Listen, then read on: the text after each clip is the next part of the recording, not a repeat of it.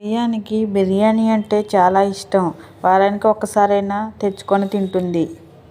ఒకరోజు దెయ్యం బిర్యానీ ఇంట్లో పెట్టుకొని స్నానం చేసి వచ్చి తిందాం అనుకుంటుంది.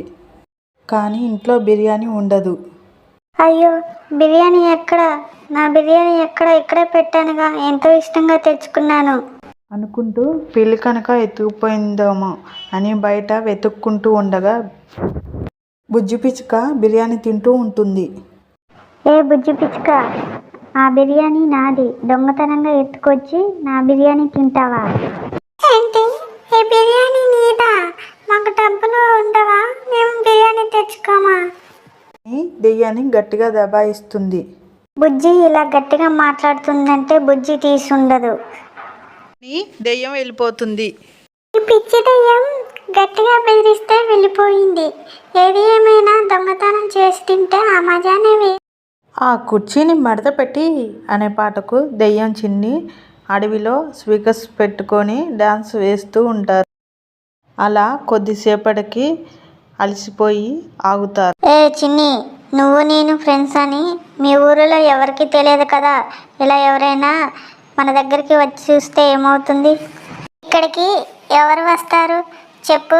ఎవరు రాకూడదనే కదా మనం ఇలా ఏర్పాటు చేసుకుంది దూరంగా అని అనగానే బుజ్జి అక్కడికి వచ్చి, ఏంటి చిన్ని, నువ్వు దెయ్యం ఫ్రెండ్సా? ఏంటి, నేను దెయ్యం ఫ్రెండ్స్ ఏంటి?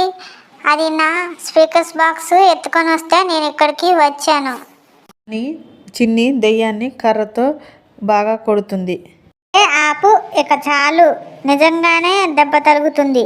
నీకులాగానే బుజ్జి కూడా నా ఫ్రెండే, నీకే తెలియదు అని అనగానే మళ్ళీ నాటు నాటు నాటు అని పాట పెట్టుకొని ముగ్గురు డ్యాన్స్ వేస్తూ ఉంటారు.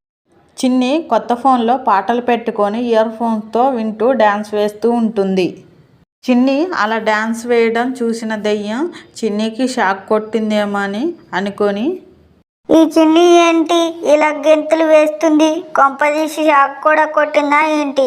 వెళ్ళి కాపాడుదాం డూడు. వీలైతే బతుకుతుంది, లేదా నాలా అవుతుంది. ఏది ఏమైనా సహాయం చేయడంలో ఉన్న తృప్తి మరెక్కడా దొరకదు అనుకుంటూ వెళ్ళి చిన్నిని కర్రతో కొడుతుంది దెయ్యం. ఓ నాయనో, ఓలమ్మో, ఆపవే తల్లి అని మొత్తుకుంటూ చిన్ని ఫోన్ను వదిలేసి వెళ్తుంది.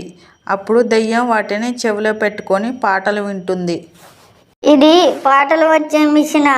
నాకు తెలియక చిన్నీకి షాక్ కొట్టిందేమో అని చిన్నీని కొట్టాను. ఏది ఏమైనా ఈ టెక్నాలజీ వల్ల లాభాల కంటే నష్టాలు ఎక్కువ ఉన్నాయి. మా రోజుల్లో ఎలాంటివి లేవమ్మా.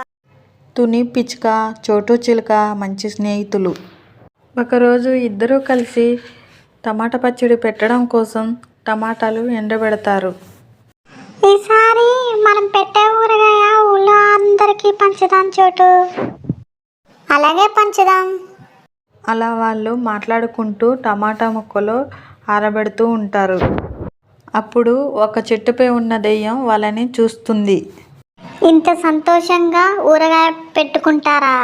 చూస్తూ ఉండండి, మీ సంతోషాన్ని ఎలా మాయం చేస్తానో అంటూ వారు ఎండబెట్టిన టమాటా ముక్కలపై మురుగునీళ్లు పోస్తుంది దెయ్యం. అయ్యయ్యో, ఈ నీళ్ళు ఎవరు పోశారు? నాకైతే ఎవరు కనిపించడం లేదు.